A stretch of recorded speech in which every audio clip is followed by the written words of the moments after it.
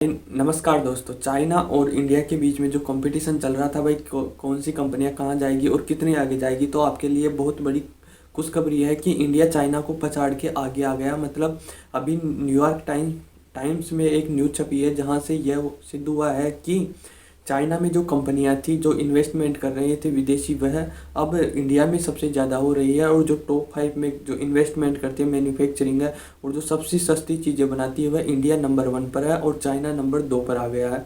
ये इसके पीछे यही कारण है कि अभी चाइना में जो विवाद चल रहा था शी जिनपिंग को लेकर, वे उनकी सरकार में 2 बार राष्ट्रपति बन सकते थे, पर शी जिनपिंग ने उनके कानून में बदलाव करके वहाँ पर तीसरी बार भी राष्ट्रपति वही बन गए।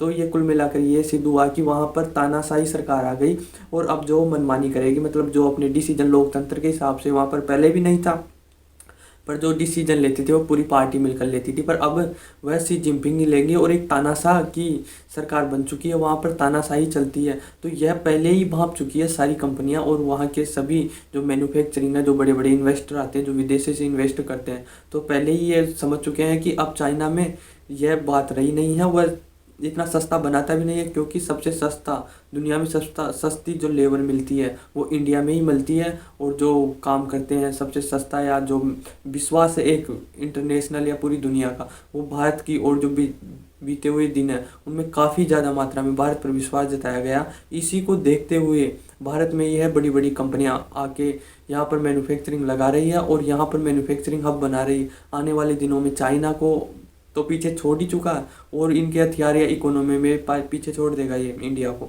तो आई होप आपको ये समझ में आया होगा कि किस प्रकार से हम टॉप 5 में आ रहे हैं।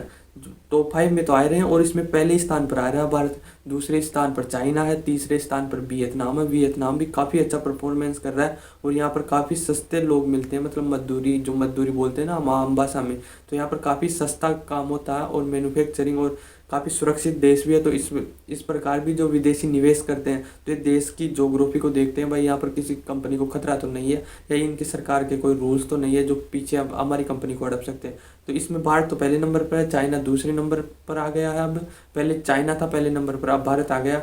तीसरे पे वियतनाम है, चौथे पे थाईलैंड है और पांचवे पे फिलीपींस है। तो इस प्रकार से भारत काफ़ी ज़्यादा मात्रा में इन्वेस्ट हो रहा है और भारत की लगातार जीडीपी बढ़ रही है।